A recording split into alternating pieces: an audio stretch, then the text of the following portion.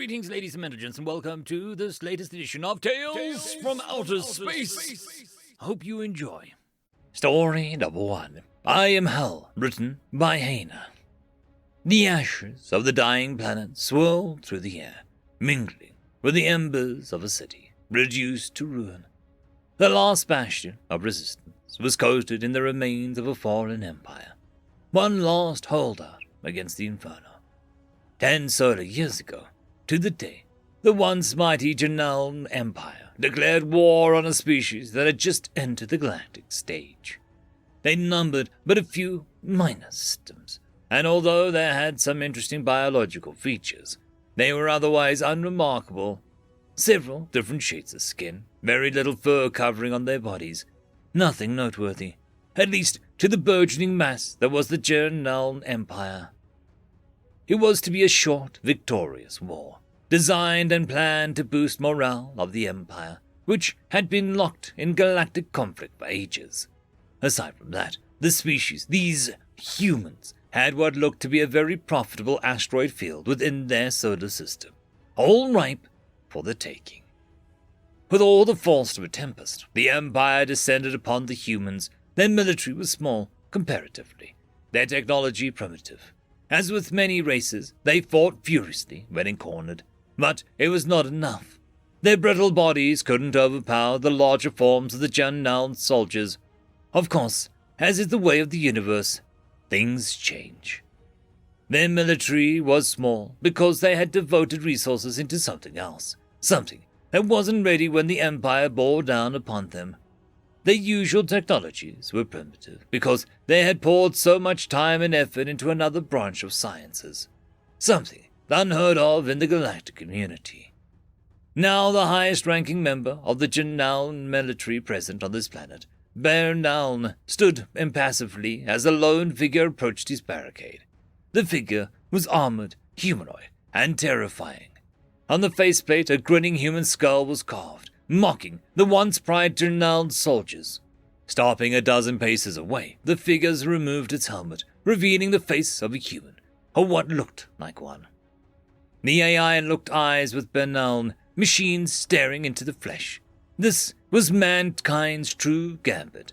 For some insane reason, they were obsessed with creating AI, true AI, not the pale imitation that assisted aboard starships.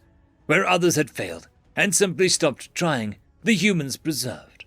Now manufactured bodies swarmed across the vast expanse of the Janelle Empire, fighting where human flesh could not, all controlled by one of 3 AI, named after the beings in the ancient, bloody pantheons of humanity.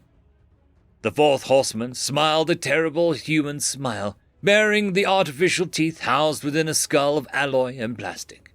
If machines could have a soul, this one was a black abyss.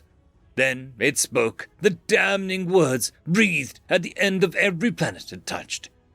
I am the tattered cloak of innocence, hanging over the pale, emaciated form of fury.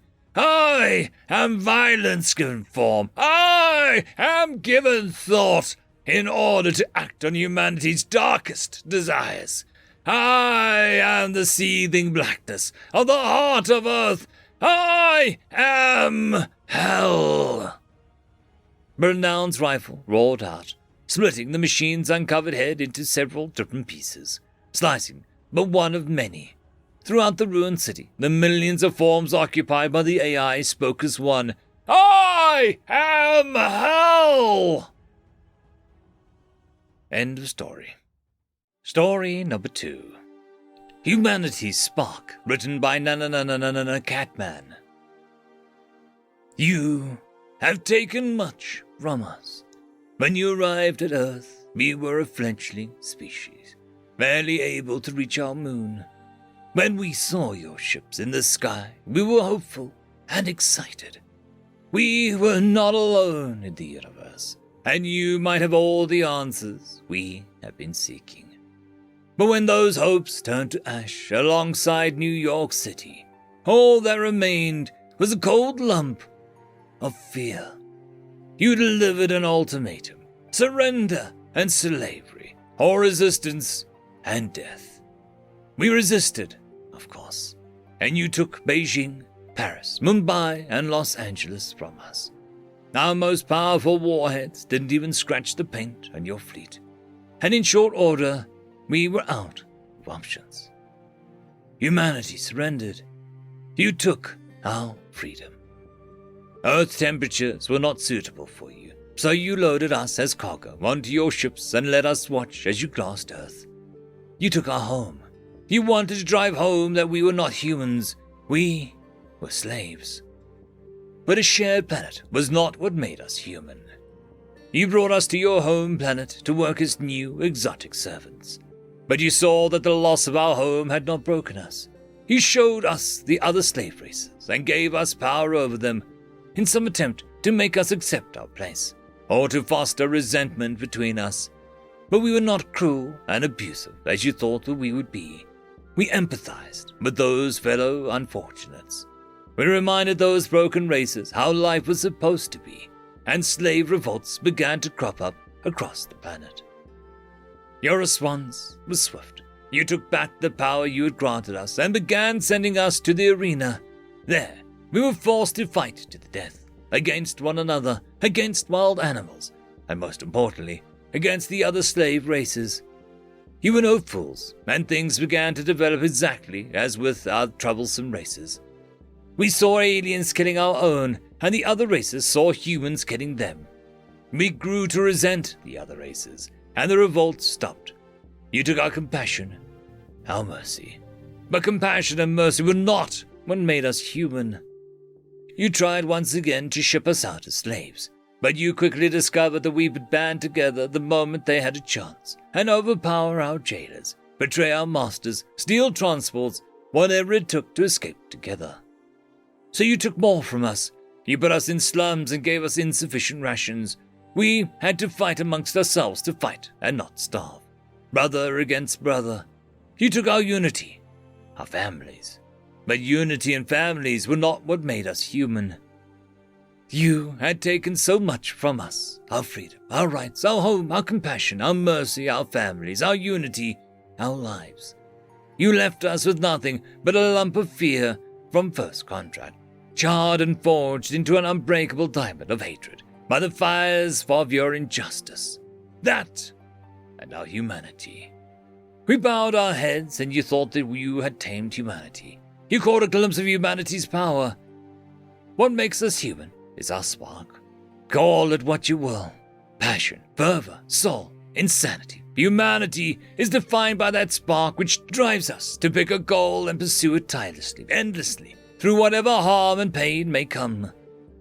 Humanity is the spark that drove historians to smuggle our past on board when we left Earth, that drove them to keep our culture alive through oral tradition, so that our home would never fade from memory. Humanity is the spark that drove Eldini Cooper to refuse to kill his opponent in the arena 12 times in a row, despite them being executed immediately afterwards, and despite the fact that he himself was executed after the 12th match. His sacrifice inspired the Chitauri revolts of 15437.67. Humanity is the spark that has driven us to excel in every field you have placed us in, as scientists, bodyguards, captains, engineers, laborers. Humanity is the spark that drove my mother to starve to death so my sister and I could survive.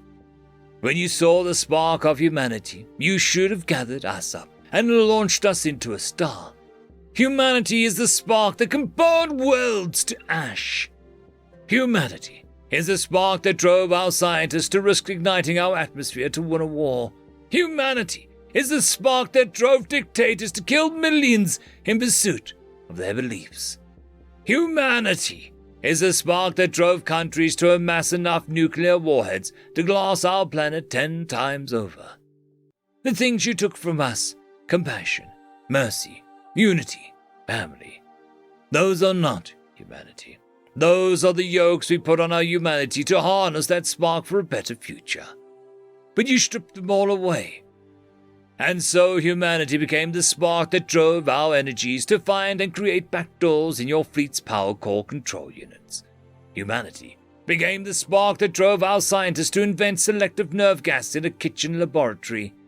Humanity became the spark that just turned your home planet into a toxic wasteland, and your fleet into an enormous fireworks show. Humanity became the spark that drove us to pander and submit, to suffer your indignities in order to get close enough to stab you in the back. Now, if we were the humans you picked up from Earth all those years ago, I would be declaring war on you. But you took our unity, so that hardly feels appropriate. I would tell you the rules of combat to spare your civilians, but you took our compassion, so they will find no relief. I would tell you to surrender, but you took our mercy, so it would do you no good. I will tell you one thing. It is time for humanity to start taking back. Pray that we find what you took before humanity burns this entire galaxy to ash. Excerpt from Richard Staver's Declaration of Human Independence. End of story. I would quickly like to thank the T5 channel members and Patreons. Caspar Arnholtz, Cam Maxwell, Barky, Lord Azrakal, It's Difficult to Pronounce, Dragzoon WRE, Holly's Sister, Arcadian. Thank you very much.